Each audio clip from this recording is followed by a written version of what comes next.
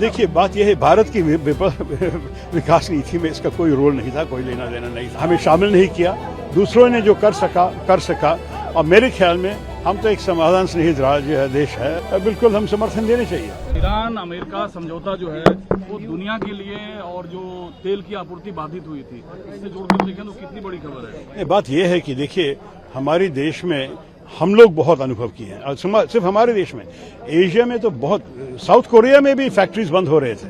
तो इस हाल में जब समाधान आती है, शांति आती है, तो सबके लिए अच्छा है, दुनिया के लिए अच्छा है। मुझे कोई चिंता नहीं कि किसने लेके आया, किसने क्या किया। हमारी उम्मीद है कि इसके बाद हमारे ऑयल और गैस, हमारे फर्टिलाइजर जो चल रहा था, हमारे जो एल्यूमिनियम के सप्लाईज जो वहां से आते थे, नैफ्था वहां से आते थे, बहुत सारे सप्लाईज जो भी अटक गए हैं, वहां फंस गए हैं, वो सब आ सकेंगे। तो ये सब आने के बाद मेरे ख्याल में इसकी बेनिफिट पूरा देश को मिल जाएगा, पूरा दुनिया को मिल जाएगा। लेकिन कांग्रेस ने क्रिटिसाइज किया है कि ये पाकिस्तान की इसमें बढ़त रही जो ये समझौता हुआ है, कि भारत की विदेश नीति की विफलता है एक तरीके से। देखिए, बात यह है, भारत की विकास नीति में इसका कोई रोल नहीं था, कोई लेना देना नहीं था।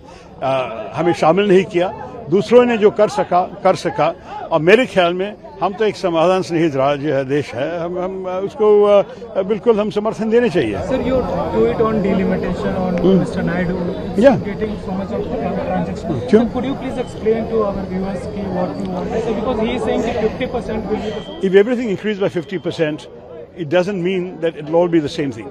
As I said, if your salary is 2 lakhs and your driver's salary is 20,000, and you see we'll both get 50% more, and you get 3 lakhs and your driver gets 30,000, are you not that much more better off than him? Similarly, if UP has 80 MPs and Kerala has 20, and tomorrow UP has 120 MPs and Kerala has 30, is there not a difference? Isn't it common sense?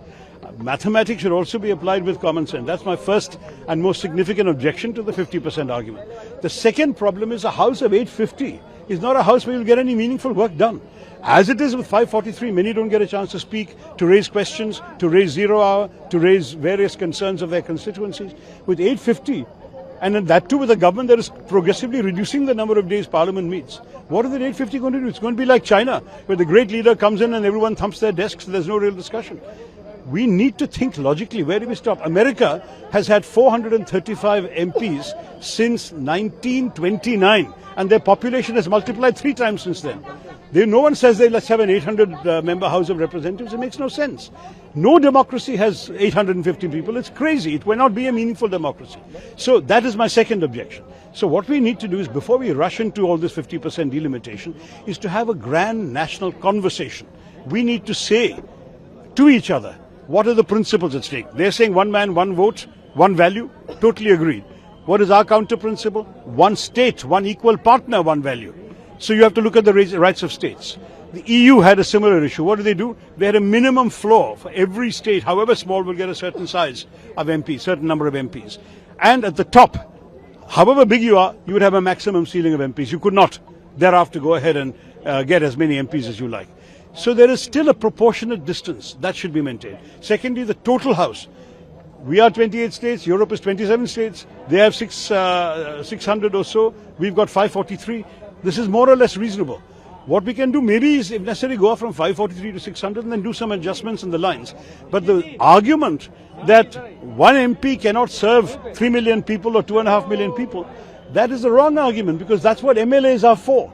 You cannot expect MPs to attend to every pothole in a road, every drinking water problem, every healthcare crisis. It has to be a clear division of labour between MLAs and MPs, and that also needs to be done. So there is a lot to be discussed. You don't just push a bill through like this because you get the votes or you can buy the loyalties of certain members of opposition. You've got to think this through. It's the nation's future at stake.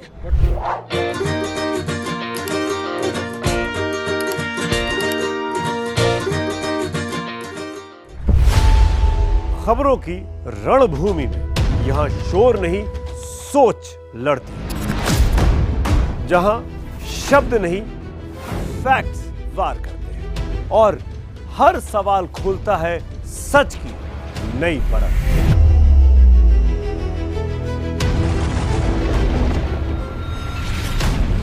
चक्रव्यूह आपके अपने सुमित अवस्थी के साथ सोमवार से शुक्रवार शाम 6:57 पर टाइम्स नाउ नव भारत पर।